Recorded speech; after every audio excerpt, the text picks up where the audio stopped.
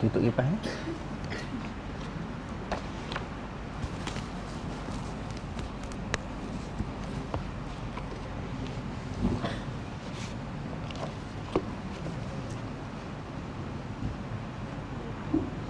Alhamdulillahi Rabbil Alamin. Nahmaduhu wa nasta'inuhu wa nastahdihi wa nastaghfiruh. Wa na'udzu billahi min shururi anfusina wa min sayyiati a'malina. Man yahdihillahu fala mudilla lahu wa man yudlil falan tajida lahu waliyyan mursyida. Asyhadu an la ilaha illallah wahdahu la syarika lah wa asyhadu anna Muhammadan 'abduhu wa rasuluh. Allahumma salli wa sallim wa barik ala Muhammad wa ala alihi wa ashabihi ajma'in. Allahumma rabbi syrah li sadri wa yassir li amri wahlul 'uqdatam min lisani yafqahu qawli. Wa la hawla wa la quwwata illa billahil 'aliyyil 'azim. Allahumma la sahla illa ma ja'altahu sahla wa anta taj'alul huzna in syi'ta sahla. Rabbi yassir wa la tu'assir wa atmim bil khair, amma ba'd. Muhammad adalah penutup para nabi. Nabi Muhammad SAW adalah merupakan kesudahan penutup nabi yang terakhir sekali. Setelah kewafatan Nabi Muhammad SAW, tidak ada lagi mana-mana nabi yang diutuskan oleh Allah Ta'ala di atas muka bumi ini. Yang tu menjadi satu akidah kita, suatu pegangan, suatu kepercayaan. Sebab kita nak tahu bilangan nabi ni daripada sumber mana? Sumber mana yang kita boleh tahu bilangan nabi? Quran. Yang kedua, hadis. Ulama boleh tak ijtihad? Tak boleh. Sebab nabi ini urusan Allah. Ditentukan siapa-siapa daripada kalangan manusia, yang ditentukan siapa yang layak jadi nabi. Ada nabi saja, ada nabi lagi rasul. Semua ditentukan oleh Allah, merupakan pilihan Allah. Di antaranya nabi yang Allah Ta'ala sebut, innallaha astafa Adama. Sesungguhnya Allah Ta'ala telah memilih Adam. Maknanya pilihan Allah Ta'ala, bukan lantikkan orang. Jadi ini suatu akidah, suatu kepercayaan, suatu i'tiqad. Tak boleh kita kata nabi-nabi ini boleh kita ketahui jumlah bilangannya melalui mimpi. Tu tak boleh. Dia masalah akidah. Dia mesti datang daripada Quran, sumbernya nak mengetahui bilangan nabi, dan nama-nama nabi mesti datang daripada Quran ataupun hadis nabi. Dua ni ya. Begitu juga tentang fadilat. Fadilat ini suatu kelebihan. Maksudnya bila kita beramal dengan sesuatu ibadat, sesuatu amalan, fadilatnya begini. Fadilat tu perkara ghaib.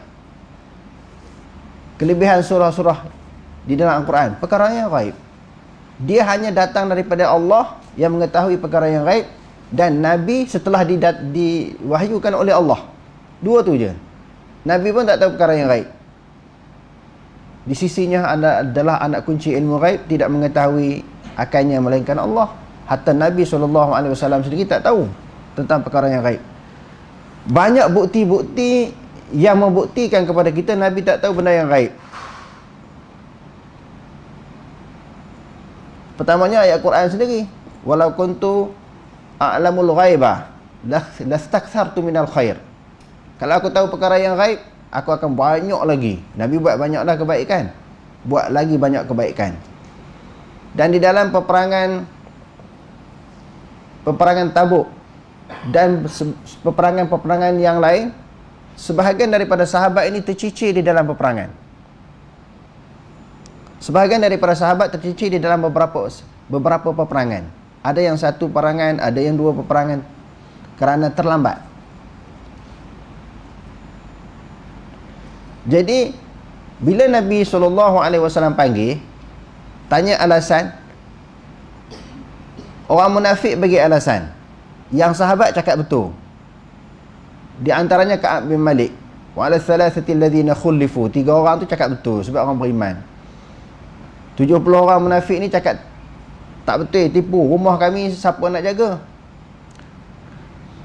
Tanaman kami, kebun-kebun kami siapa yang nak uruskan? Kami bersusah payah wahai Rasulullah nak jaga kebun-kebun kami, rumah kami.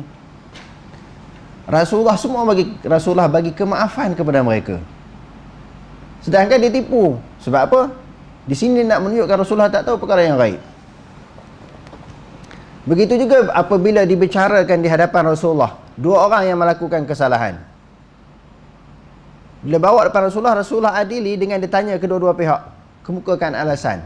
Selepas Rasulullah mendapat ataupun memperolehi maklumat daripada kedua-dua pihak, baru Rasulullah memutuskan yang mana betul, yang mana salah. Kalau tidak, Rasulullah datang kepada Rasulullah kata, kamu salah, kamu betul. Menunjukkan dia tak tahu. Di luar daripada pengetahuan dia perkara yang gaib, dia tak tahu. Jadi kembali kepada isu yang kita nak bincangkan hari ini, Nabi Muhammad SAW, Nabi yang terakhir sekali. Sebab dalam ayat Quran pun Allah Ta'ala sebut kan, di dalam surah Ahzab, maka Muhammadun aba ahadim min rijalikum walakin Rasulullah wa khataman nabiyyin. Tidaklah Muhammad itu ayah kepada mana-mana lelaki daripada kalangan kamu. Sebab apa cerita Nabi Muhammad bukan ayah kepada mana-mana lelaki. Sebab orang sebut seorang sahabat apa dia? Yang Allah Ta'ala hari itu dah dapat hadiah kan? Ustaz dah tanya. Dalam banyak-banyak sahabat ini, sahabat mana yang Allah Ta'ala nama dia sebut dalam Quran?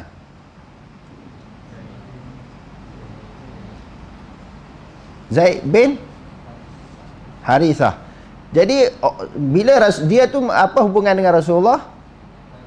Anak angkat Rasulullah. Orang sebut Zaid bin Muhammad. Bila dia ulang macam tu, lalu Allah Ta'ala kata Muhammad itu bukanlah ayah kepada mana lelaki. Sebelum tu Allah Ta'ala kata ud'uhum li'abaihim. Panggillah mereka manusia ini dengan nama bapa-bapa mereka. Bukan bin Rasulullah, bin Muhammad. Sebab Zaid itu hanya anak angkat Rasulullah. Jadi kembali kepada apa yang kita bincangkan di sini, bahawa Rasulullah ni adalah kesudahan para Nabi. Tak bolehlah mana-mana orang mendakwa, menganggap dia ada jumpa dalam kitab ke, dalam buku ke. Dia jumpa Tok Guru dia cakap ada Nabi lagi selepas Nabi Muhammad. Lepas tu pula ada di Malaysia pula tu. Nabi itu di mimpi ada nama Nabi itu di Malaysia. Semuanya tertolak dengan ayat Quran yang kita bacakan tadi. Dan Nabi sendiri menyebut dia adalah Nabi yang terakhir, tidak ada Nabi selepas aku. Kalau ada orang dakwa macam tu, dia menipu, dia bohong. Ataupun dia tak faham tentang akidah. Dalam masalah ni dia tak faham. Dia tak jelas. Nabi Muhammad ni semua orang tahu. Orang tak mengaji pun orang tahu. Apatah lagi orang yang mengaji. Dia adalah merupakan Nabi yang terakhir.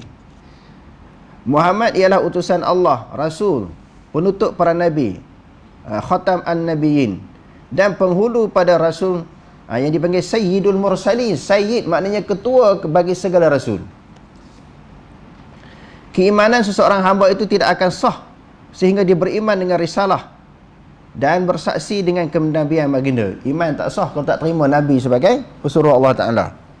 Sebab itu dipanggil syahadatain.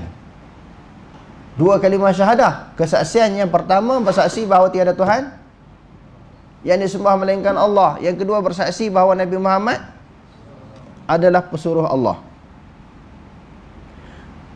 Pada hari kiamat nasib manusia tidak akan diputuskan melainkan dengan syafaat baginda. Dia kata wala yuqda bainan nasi fil qiyamati illa bi syafaatihi. Maknanya keputusan tidak akan diputuskan seseorang itu syurga neraka sebelum dihisap, maknanya dengan syafaat Nabi. Sebelum ditentukan nasib manusia dengan syafaat Nabi. Maknanya besarnya peranan syafaat Nabi Muhammad SAW. Apa makna syafaat? Pertolongan, bantuan. Bantuan daripada Nabi. Orang kita kata rockman lah bila nak bekerja, syarat-syarat ada. Tapi bila ada rockman tu maknanya ada syafaat, maka mudah segala urusan.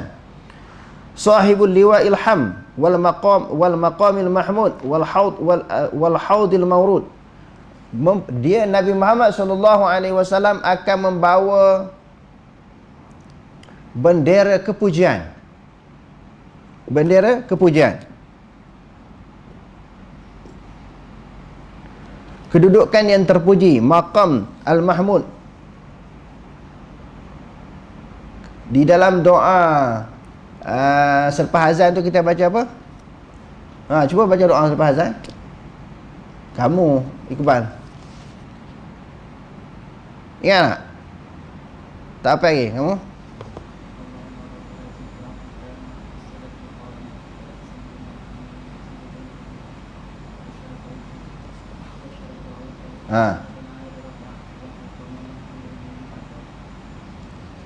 Maqaman mahmuda. Apa maksud? Yang tu selalu kita sebut kan? Maqam yang terpuji iaitu syafaatul kubra. Boleh bagi syafaat yang besar. Dalam keadaan manusia susah hati, khawatir, bimbang tentang nasib mereka, sama ada syurga ataupun neraka, dalam keadaan panas terik, manusia bersesak, masing-masing nak mengetahui keputusan masing-masing, nasib masing-masing. Lalu Nabi mula minta kepada Nabi Adam. Nabi Adam kata, aku pun banyak salah, banyak silap, ada salah dengan Allah, ada silap dengan Allah. Minta kepada Nabi Nuh, Idris dan seterusnya sampai mereka menganjurkan, mencadangkan jumpa Muhammad lah, dia kekasih Allah. Lalu Nabi Muhammad berdoa kepada Allah Ta'ala supaya dicepatkan hisab. Telaga yang disinggahi, telaga apa dipanggil? Kautsar. Baginda merupakan imam bagi sekalian Nabi, juru bicara mereka serta pemilik syafaat mereka. Wakil para Nabi untuk berbicara dengan Allah Ta'ala. Ni dalil yang cukup kuat lagi. Jarak jauh ke jarak dekat ni? Bicara Nabi. Nabi boleh dengar ke dengan jarak yang jauh? Dia bercakap dengan Allah Ta'ala. Lepas tu disebut dalam hadis pula, sujud di hadapan Allah. Sujud arah mana sujud? Kiblat. Tu ketika atas dunia. Dalam hadis dia tak sebut Nabi sujud. Sujud betul-betul depan Allah. Nak kata macam mana? Ada arah tak? Kalau tak ada arah, sujud sini, sujud ni, macam orang, macam gagur ikan. Pernah tahu tak gagur ikan? Kamu pernah gagur ikan tak? Ikan dalam sungai tu kita tak tahu duduk di mana. Kita gagur, tak mana ada. Jadi Nabi nak sujud Allah Ta'ala ni, dia sujud depan Allah. Kalau tak tahu Allah di mana arah, dia sujud merata tempat. Tak bertempat Sujud sini tak betul. Sebab Allah Ta'ala tak tahu tempat. Sujud sini pun tak kena. Dia nak sujud depan Allah Ta'ala. Macam mana tu nak faham tu? Kalau Allah Ta'ala tak bertempat, duk main akal sampai sudah, sampai kiamat pun duk main akal lagi. Jadi sujud mesti ada arah. Mesti berada di satu tempat. Tempat tu baru? Memang tempat tu baru. Adakah bila kita ada arah, ada tempat tu Allah Ta'ala berhajat? Hari tu dah kita bahas panjang. Allahul ladzi khalaqas samawati wal ardh fi sittati ayyam. Allah Ta'ala menjadikan langit dan bumi dalam 6 masa. Adakah Allah Ta'ala berhajat kepada masa? Tak berhajat. Tu kenapa? Itu dia panggil hikmah. Hikmah kejadian Allah Ta'ala terpulang kepada Allah Ta'ala. Dia kata macam tu, kita terima je lah. Jadi bila terlalu mainkan nas syar'i, dalil-dalil syarak yang datang daripada Quran semua terbatal, mendahulukan logik akal daripada Quran dan hadis. Hal ini berdasarkan umat baginda merupakan sebaik-baik umat. Kuntum khaira ummatin. Para sahabat baginda pula merupakan sebaik-baik sahabat. Kan Nabi Isa, semua Nabi ada hawariyun wal ashab, pengikut yang setia. Sahabat Nabi SAW ni lebih hebat, lebih mulia, lebih afdal daripada sahabat-sahabat yang bersahabat dengan Nabi-Nabi yang terdahulu. Sahabat-sahabat Nabi yang terdahulu, hawariyun wal ashab, itu dah kemas dah. Teman setia di dalam perjuangan Nabi Isa AS. Tapi sahabat Nabi SAW lebih hebat, lebih mulia, lebih utama. Umat baginda yang paling mulia ialah Abu Bakar As-Siddiq, kemudian Umar Al-Faruq, kemudian Osman Dzunurain, kemudian Ali Al-Murtada. Semoga Allah meridai mereka semua. Ini 4 ni dipanggil Khalifah Ar-Rasyidin. Yang paling mulia Abu Bakar. Sebab banyak jasa, di antaranya orang yang utama masuk Islam. Abu Bakar, Umar, Osman, Ali. 4 ni ikut susunan. Itu pegangan Ahli Sunnah wal Jamaah. Bukan letakkan Sayyidina Ali di atas. Itu Syiah. Lepas Rasulullah, Sayyidina Ali. Yang kedua, segala peristiwa-peristiwa penting di dalam sejarah Islam mesti melibatkan Sayyidina Ali. Semua nak terlibatkan Sayyidina Ali. Pergi hijrah, Rasulullah menempatkan Sayyidina Ali di tempat tidur dia. Tu Syiah, riwayat-riwayat Syiah, semuanya tak betul itu. Ikut susunan Abu Bakar dulu, Umar, Osman, yang keempat adalah Ali. Hal ini berdasarkan sebuah hadis yang diriwayatkan oleh Abdullah bin Umar, iaitu anak kepada Sayyidina Umar. Semoga Allah meridai mereka berdua. Katanya, dahulu ketika Nabi masih hidup, kami berkata, Abdullah bin Umar kata, semasa Nabi masih ada lagi, sebelum meninggal dunia, kami ada bercakap yang Nabi dengar. Sebaik-baik umat setelah Nabi ialah Abu Bakar, kemudian Omar, kemudian Osman, kemudian Ali. Kami pernah cakap, Rasulullah dengar, Rasulullah diam. Sebab tu dia kata fa yablughu dzalika an-nabiy sallallahu alaihi wasallam fala yunkiruhu. Maklumat ini sampai kepada Nabi, Nabi tak engkar. Jadi apa ni dalam hadis? Dalam ilmu hadis kita panggil apa? Duduk dalam bab apa, Yusuf? Qaulan, fi'lan, takrir. Maknanya ikrar, pengakuan, pengiktirafan daripada Nabi walaupun Nabi tak cakap. Nabi tak cakap, Nabi tak sebut di sudut kalau fi'lan, perbuatan, di situ hanya dia dengar sahaja, dia tidak mengingkari, maka benda tu betul ya, termasuk di dalam ikrar. Ada juga riwayat yang sahih daripada Ali, semoga Allah meridai beliau, bahawa beliau berkata, sebaik-baik umat ini ialah Nabi, setelah Nabi SAW ialah Abu Bakar, kemudian Omar, kemudian mahu aku sebut sahaja Omar, kalau aku mahu boleh saja aku sebut yang ketiga. Dia tahu dalam riwayat yang lain, iaitu Sayyidina Osman. Diriwayatkan daripada Abi Darda daripada Nabi SAW bahawa baginda bersabda, tidak pernah matahari terbit dan tenggelam ke atas seorang yang lebih mulia daripada Abu Bakar setelah Nabi SAW. Nabi ini maknanya makhluk Allah Ta'ala yang paling mulia, paling disayangi. Kewujudan Rasulullah ni penting kepada alam ini, kepada dunia ini. Sebab Allah Ta'ala kata, wa ma arsalnaka illa rahmatan lil alamin. Tidak kami utuskan engkau wahai Muhammad melainkan membawa rahmat kepada seluruh alam.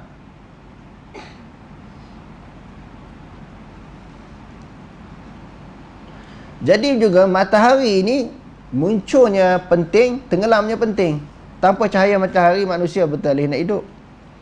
24 jam gelap, macam mana suasana? Gelap 24 jam, matahari tak ada. Matahari ini suatu nikmat, suatu anugerah, suatu kurniaan. Sangat penting. Tetapi Abu Bakar, Umar, Osman dan Ali penting di dalam perjuangan Islam, menegakkan agama Allah Subhanahu wa taala bagi membantu Rasulullah sallallahu alaihi wasallam. Abu Bakar merupakan insan yang paling berhak memegang jawatan khalifah. Bukan sahabat-sahabat yang lain. Kerana keutamaan dan keterdahuluan beliau memeluk Islam. Minas sabiqunal awwalin. As-sabiqunal awwalin minas sabiqin. Maknanya golongan yang di antara orang yang terawal memeluk agama Islam. Sudah tentu mereka mempunyai kelebihan dan keutamaan. Dalam hadis yang diriwayatkan oleh Imam Bukhari, kalau sekiranya kamu menafkahkan harta benda Allah Subhanahu wa taala sebesar bukit Uhud, kamu menafkahkan harta benda pada jalan Allah Ta'ala ini sebesar bukit Uhud, sebelum kemenangan Islam, sebelum pembukaan kota Mekah, min qablil fathi wa qatal ma balagha mudda ahadihim wala nasifah. Pahala yang diperolehi tak sampai satu mud, satu cupak, dan bukan satu cupak, setengah cupak sumbangan yang dilakukan oleh para sahabat. Maksudnya, kalau sahabat menafkahkan harta benda satu cupak, kamu sedekah satu gunung Uhud. Sahabat bagi secupak je. Contohnya sedekah, Nabi kata sedekah sumbangan, sahabat bagi secupak. Itulah kemampuan mereka. Sebelum kemenangan Islam, sebelum pembukaan kota Mekah, sahabat bagi syupak, kamu bagi satu gunung, Bukit Uhud. Pernah tengok gunung Bukit Uhud tu besar mana? Pahala yang kamu perolehi tak sama dengan mereka nafkahkan secupak, ataupun tak sampai setengah cupak pun. Mereka bagi setengah cupak, kamu bagi satu gunung. Pahala mereka besar lagi. Sebab dalam keadaan orang tolak Islam, orang benci Islam, ketepikan Islam, orang bermusuh dengan orang Islam, orang tak minat kepada Islam, tiba-tiba mereka dulu masuk Islam. Mereka istiqamah bersama Rasulullah, tak lagi susah senang bersama dengan Rasulullah. Sudah tentu sedikit pahala sumbangan yang mereka sumbangkan pada jalan Allah, pahala mereka lebih besar daripada orang yang bagi sumbangan yang banyak. Inilah kemuliaan para sahabat, kita kena tahu, kena baca sejarah. Selain daripada sejarah Nabi, tujuan apa kita kena baca sejarah Nabi banyak-banyak? Untuk meningkatkan, menambahkan kecintaan dan kasih sayang kita kepada Nabi. Jadi sayang sungguh. Sebab apa kita sayang kepada ibu bapa kita? Kita lahir-lahir, kita tengok bagaimana pengorbanan ibu bapa kita, kesusahan, penderitaan, kepayahan mereka mendidik, mengasuh, membesarkan kita. Kan kita tahu kan? Sebab tu tak lupa kita berdoa, sama ada yang masih hidup ataupun yang telah meninggal dunia. Doa kepada kedua ibu bapa. Nabi ni jasa pengorbanan dia lebih besar daripada ibu bapa kita, iaitu memperkenalkan Islam, membawa petunjuk hidayah. Hasil daripada petunjuk dan hidayah lah yang membolehkan manusia itu masuk dalam syurga Allah. Kalau tidak, semua manusia sesat. Nampak? Sebab tu kena baca sejarah Nabi untuk melahirkan kecintaan kepada Nabi. Bila kita kenal orang, baru kita sayang kepada dia. Ibu bapa kita, sebab apa kita kenal, kita cinta, sayang? Sebab kita kenal dia. Nabi, sebab apa orang tak sayang? Sebab tak kenal. Kalau orang kenal Nabi, sudah tentu orang meletakkan Nabi lebih disayangi kepada semua manusia, daripada semua manusia selepas Allah Ta'ala ni, Nabi paling kita sayang. Dan Nabi SAW pernah bersabda, la yu'minu ahadukum hatta akuna ahabba ilahi min walidihi wa waladihi wa nasi ajma'in. Tidak sempurna iman seseorang kamu sehingga dia meletakkan aku lebih dia sayang daripada kedua ibu bapanya, anaknya dan seluruh manusia.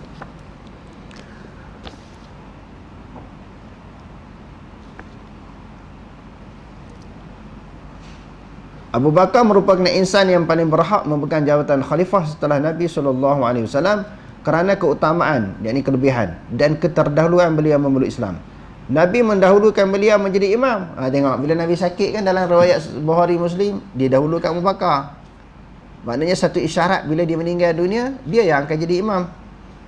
Sebab itu Imam Bukhari ketika menghuraikan hadis ini, dia letakkan satu tajuk, ahlul ilmi wal fadli ahaqqu bi imamah. Orang yang mempunyai ilmu dan juga orang yang mempunyai jawatan, kedudukan dalam masyarakat, dia lebih aula, lebih utama jadi imam. Abu Bakar dalam keadaan yang lain, Ubay bin Ka'ab dan beberapa qari daripada kalangan sahabat, Rasulullah tak panggil mereka jadi imam. Sebagai ganti Rasulullah ketika Rasulullah sakit tenat, panggil Abu Bakar. Ini satu isyarat Abu Bakar akan menjadi khalifah dan sekaligus menunjukkan keutamaan dan kelebihan Abu Bakar. Dia kata di sini, Nabi mendahulukan beliau menjadi imam dalam salat berbanding dengan sekalian para sahabat. Semoga Allah meredai mereka semua.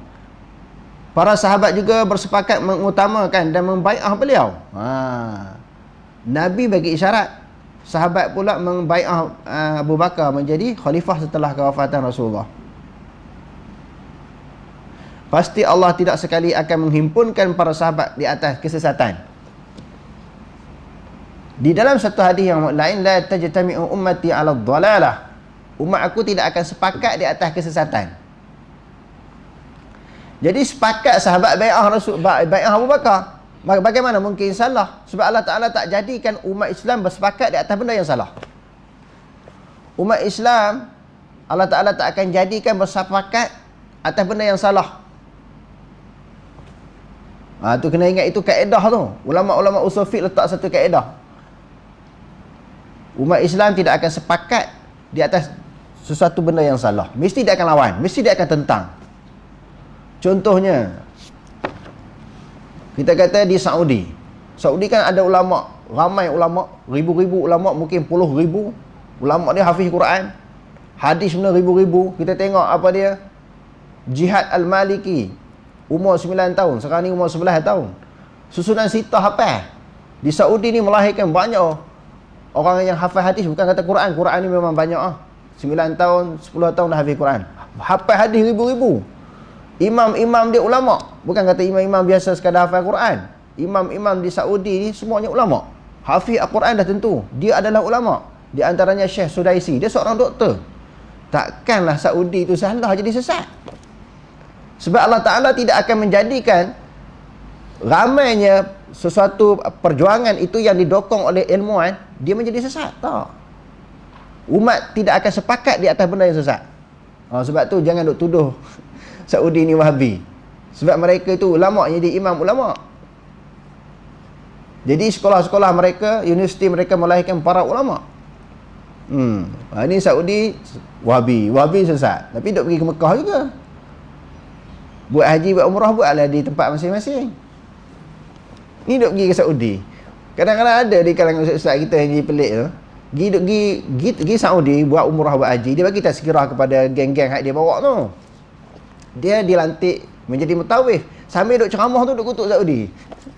Sambil duk ceramah tu duk bagi tazkirah kat orang, duk kutuk Saudi, duk kutuk Saudi, kutuk Wahabi. Ni buat Wahabi ni.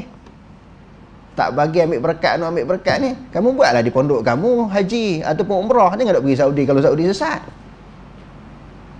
Lepas tu pula, masuk waktu sembahyang 5 waktu, dia pergi sembahyang Masjidul Haram, pergi sembahyang Masjid Nabawi. Imam tu semua lah kata Allah Ta'ala atas arash. Pergi tanya test tengok. Interview imam-imam di Saudi. Allah Ta'ala, Aina Allah fi kulli makan? Hakadha jawabuhu? Adakah dia kata Allah Ta'ala tu di setiap tempat?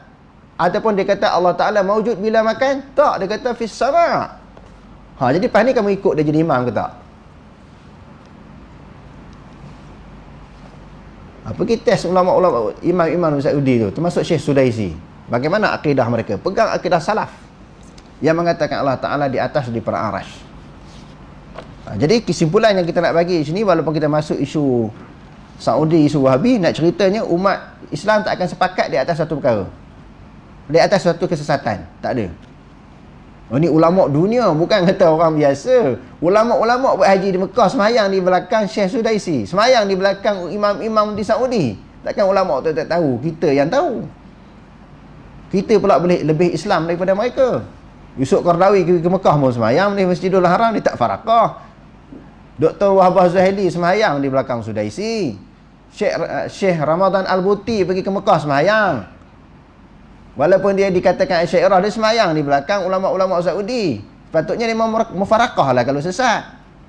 Ini hak kodi-kodi cokiang-cokiang di Malaysia ni lebih-lebih sangat. Lebih sudu daripada kuah ni. Kita tak sebut nama siapa-siapa kan. Bulan puasa tak boleh ngumpat, bulan lain pun tak boleh ngumpat juga. Cuma kita cerita nak bagi faham, nak bagi sedar ke diri tu. Hak jadi imam tu semua ulama. Kamu siapa yang kamu nak condemn orang? Jadi payah orang kita bulan puasa dah sebut. Bulan-bulan puasa ni tak habis lagi isu ni. Jadi kita sentuh sikit. Kemudian yang berhak menjadi khalifah setelah beliau ialah Umar. Semoga Allah meredai beliau kerana keutamaan beliau dan penyerahan kuasa oleh Abu Bakar. Abu Bakar beri isyarat kat dia, orang bai'ah pula Sayyidina Umar. Orang bai'ah pula Sayyidina Umar. Kemudian Osman, semoga Allah Ta'ala meredai beliau kerana beliau didahulukan untuk menjadi khalifah oleh ahli syura. Lepas tu lantik Sayyidina Umar. Kemudian Ali, semoga Allah meredai beliau kerana keutamaan beliau dalam kesepakatan para sahabat pada zaman itu untuk melantik beliau. Lepas seorang-seorang dilantik secara bai'ah, setuju. Mereka ialah khulafa ar-rasyidin, al-mahdiyun, maknanya yang mendapat petunjuk. Para khalifah yang diberi panduan dan petunjuk. Yang mana Rasulullah SAW bersabda tentang mereka, alaikum bisunnati wa sunnati khulafai ar-rasyidin al-mahdiyyin min ba'di. Addu 'alaiha bin nawajis. Hendaklah kamu berpegang kepada sunnahku. Pertama sekali kita orang Islam, Nabi perintahkan kita berpegang dengan sunnah Nabi. Berpegang dengan sunnah Nabi. Perjalanan hidup Nabi, amalan Nabi, tindakan yang dilakukan oleh Nabi. Bila sebut sunnah, sunnah yang kita nak ikut ni sunnah apa? Sunnah terbahagi kepada dua. Kalau kita bahas lagi yang lebih panjang, terbahagi kepada 3. Pertamanya sunnah tasyri'iyah. Yang keduanya sunnah jibiliyah. Yang ketiganya sunnah tarkiyah, sunnah yang ditinggalkan. Kita bahas 2 ni. Yang ketiga tu panjang perbahasannya. Sunnah yang ditinggalkan. Sunnah tapi Nabi tinggal. Kita bahas yang 2 ni. Selalu dah kita sebut. Yang kita nak ikut sunnah di sini adalah sunnah tasyri'iyah. Sunnah yang disyarakkan untuk kita ikut. Yang ditaklifkan untuk kita ikut. Yang dibebankan, yang diperintahkan supaya kita ikuti. Bukan sunnah jibiliyah. Sunnah jibiliyah ni sunat. Maknanya sunnah adat para Nabi. Yang tu nak ikut-ikut tapi jangan ditekankan. Dalam kehidupan Nabi apa dia? Nabi pernah pakai jubah, pakai serban, boleh siapa nak pakai. Tapi jangan dipaksa orang, ditekankan. Kalau dia pakai, alhamdulillah dapat pahala kerana kalau sayang kepada Nabi. Tidak ada dalil menceritakan tentang fadilat serban, walaupun saya pakai serban sejak di pondok lagi. Tidak ada dalil daripada hadis Nabi, daripada hadis-hadis yang sahih. Tidak ada dalil tentang kelebihan serban. Pakai bagus. Hadis yang sahih tidak ada. Ni siapa yang tengok live ni, kalau ada kebuktikan. Masa saya belajar daurah hadis dulu, tok guru saya ni memang keras orang Patan. Siapa-siapa yang masuk daurah hadis mesti kena pakai serban. Kalau tidak dia tak boleh belajar hadis. Dia kena halau, kena buang, kena pecat. Masuk kelas 8 mesti kena pakai serban. Lalu pun saya pun buat kajian tentang kelebihan serban. Cari semua riwayat-riwayat hadis, tidak ada satu yang sahih. Cuma Rasulullah pakai, kita pakai lah. Rasulullah pakai jubah, kita pakai jubah. Kalau di sekolah ni satu peraturan kena pakai jubah kan? Kena pakai lah, satu peraturan. Orang kata ni tak ada hadis tu pakai. Itu masuk askar pakai uniform askar, uniform Polri bukan ada hadis pun. Itu peraturan. Orang ni pokok ni nak semua nak kena hadis. Nak kena ada hadis bab ibadat. Hak tu nak kena hadis. Bab peraturan tak apa, tak pakai hadis. Dia merupakan urusan dunia. Orang kata ni pokok Wahabi ni sikit-sikit nak hadis. Ni pakai uniform polis askar mana ada hadis. Itu urusan dunia, kena faham. Benda tu tak boleh nak beza. Jadi kembali kepada apa yang kita bincangkan ni, pakai serban itu bagus. Tapi jangan mengatakan ada fadilat serban. Ada hadis sahih, tidak ada. Inilah yang dipanggil sunnah jibiliyah. Begitu juga apa lagi? Buat tongkat. Tongkat ni kamu muda-muda jangan nak pakai tongkat. Kecuali orang yang patah kaki, operation. Tongkat bukan tongkat tu, tongkat air yang bubuh kat ketiak tu. Betul lah pakai tongkat. Ini hak muda-muda, ustaz muda-muda buat tongkat. Sunnah Nabi apa? Itu Nabi belah kambing, semua lah ustaz kena belah kambing. Yang tu dia tak belah kambing pula. Patutnya semua ustaz kena belah kambing. Hak ustaz yang duk kata sunnah Nabi tu kan. Semua ustaz kena libat dalam bidang perniagaan. Nabi pernah menjaga. Tapi menjaga jangan tipu.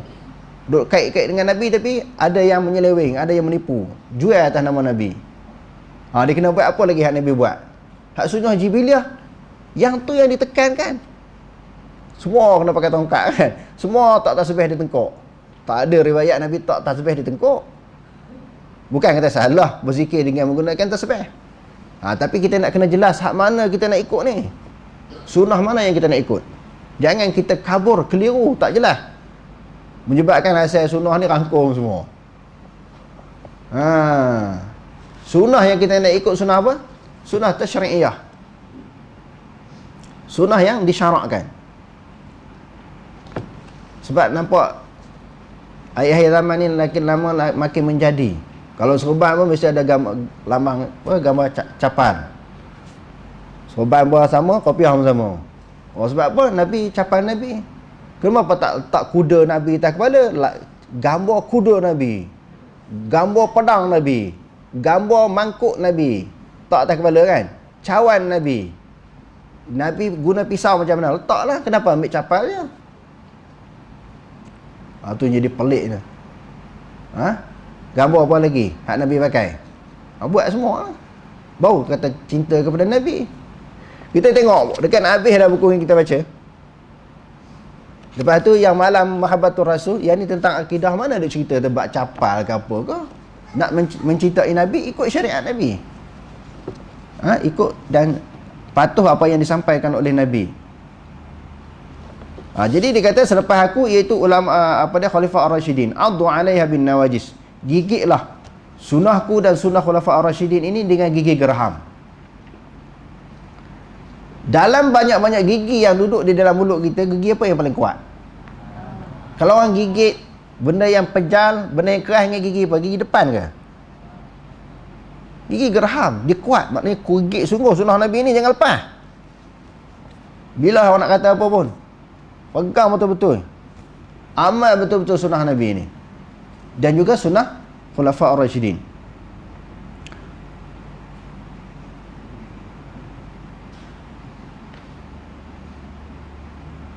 Qala sallallahu alaihi wasallam,